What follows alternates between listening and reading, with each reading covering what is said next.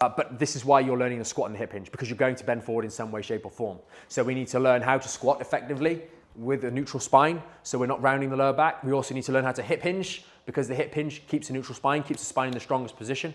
But the reality is you live in the real world, right? You're gonna have to maybe have some kind of kneeling to standing movements. So we engage the core, we come down into a kneeling position, so we can get down here and we can do whatever we need to do to try and keep our spine in the most neutral position. In other scenarios, we can come down like so. Again, we're prioritizing the lower back. This is the thing here though. A lot of you guys don't have strong legs. You don't have competent musculature in this region, and then you've also got a back problem on top of that. And the problem is that when we've got a back injury, we want to try and compensate.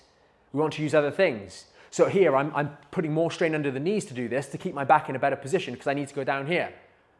But some of you guys won't have strong ankles and knees, so that then creates knee issues. And that's a difficult position to be in. You don't have anything to rely on. It's a very common position for people to be in. So you've just got to do the best you can. And this is the reality about the insistence on starting your rehab immediately. Because Owen's still going to do stuff every single day. No matter how bad his back is, he's going to have to go and pick that thing up off the floor because the little one just left it there and they need it. And so you do the best you can, but you focus on your rehab work. And that really is such an important thing. All too often people are like, I'll wait until I'm feeling better to start the rehab. All the while they're doing all sorts of things. You do the best you can, and maybe you create a bit of support. Maybe you go down on one knee. Maybe you use that funny squatting technique, going up on the toes. It's not ideal.